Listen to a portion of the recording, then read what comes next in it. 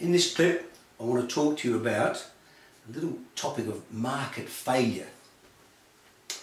We've said so far, we've extolled the virtues of a purely competitive market as a market structure that yields both productive and allocative efficiency. Well, we now need to acknowledge the fact that sometimes our market model doesn't always capture all of the benefits or all of the costs that are involved in the production of a good or service. So let me start with what we call a cost externality. I'm going to quote a little example here. Let's say this is the market for an agricultural product. This is the market for cotton. Now, this is an agricultural product that requires a fair bit of water. We grow this in Australia, up in northern New South Wales and southeast Queensland. And of course we need to use a lot of water. So what we're saying here, let's be clear, our demand curve, remember, reflects the willingness of buyers to buy. So attached to that notion is the notion that at each and every price there's a level of consumer utility attached to the consumption of the product. And of course you know that the market supply curve is the summation of the individual firms involved. That's their marginal cost curve above minimum AVC, remember? So what we're suggesting here is that P equals MC, therefore this is an allocatively efficient level of resources being allocated. This is what we want to happen, and that our supply and demand curves are truly representative of the costs and benefits accruing to society. What I'm suggesting here is this.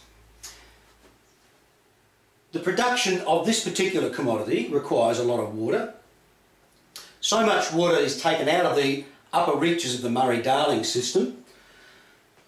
By the time the river reaches its conclusion down at the Murray mouth south of Adelaide near Goolwa, and it's disgorging into Lake Alexandrina, it's lost a lot of its velocity, and of course the phosphates and fertilisers that have been used here to grow this product are dumped into the lake, and that creates massive algal blooms which actually clog up the river system and clog up the lake and kill the fish and create what you'd call a massive cost externality. So here's the key thing. People who are third party here, namely the people at the bottom end of the river, several thousand kilometres away, are being impacted upon in a negative sense. Now, they've got nothing to do with the production up here. The people who are producing this item have externalised their own costs and are not being forced to actually bear any of these costs. So what I'm suggesting is that if this supply curve was more truly reflective of all of the costs, then it would actually be higher up, or to the left if you like, to reflect the fact that costs are higher. It's now embodying all of the costs. So we might have generated a more optimal, if you like, a more optimal outcome would be if we were charging a price of P1 and we were actually producing a quantity of output QO, a more optimal quantity of output, which actually reflects all of the costs involved. But in actual fact, we are producing this level of output, but if this is the more optimal level, then you can see that we're actually over allocating resources to this particular negative externality. Now, where have we seen a model like this before? Well, we'd actually create a model like this if we were to say, okay, what's the impact on a market of the government imposing a tax? Good thinking. And that's exactly what can happen here. To correct for this externality, governments can impose levies or taxes to ensure that the companies involved actually internalise the cost. So next time you see a factory belching smoke into the atmosphere, think to yourself, well, that can't be good. There's probably a negative externality happening there. Why don't we impose a pollution levy?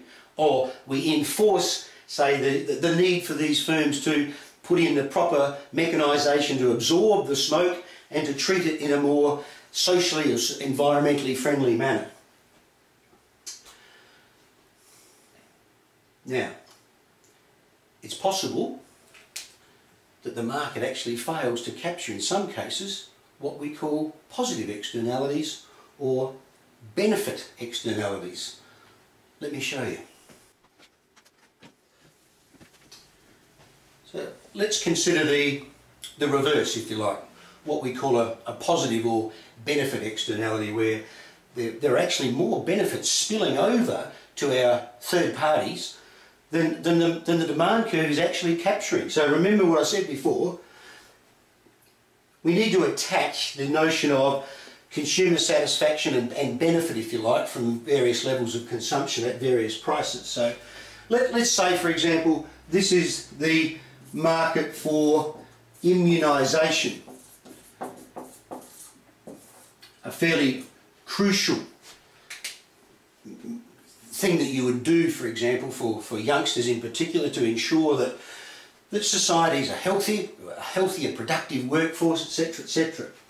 So if this is the market for immunisations, though, what we're saying is that our market price and quantity have been determined. We're allocating a level of resources to produce this level of output. But in actual fact, what I'm suggesting to you is that possibly this demand curve doesn't capture all of the benefits that spill over to society at large. So if it were to capture all of those benefits, then in actual fact we need to position it further out to the right. So I'm suggesting that the more optimal outcome, and don't forget that's our key word when we talk about allocative efficiency, that we're allocating a level of resources that optimises society's desires. If that were the case, then this becomes a more desirable outcome, so that's the optimal, but don't forget this is the actual level. So interestingly enough, we're actually under allocating resources to an activity which is actually generating a benefit externality. So I look at that and I think, well, okay, how could I get that demand curve out? Again, a role for government here to subsidise the consumer, so that, for example, you go along and get your immunisation shot and it costs you, say, $40, the government, so that's our new market price, and of course that enables that shift in demand because more people can afford it. But of course the government says, no problem, I'll give you some back. So in actual fact we can provide a subsidy, if you like, to an activity to ensure that we get a more optimal outcome. Okay, so we've had a look at the market failures in terms of cost and benefit externalities. There's another market failure I need to discuss with you, and that of course is the fact that markets fail to also produce an adequate level of what we call public goods. I'll catch you next time.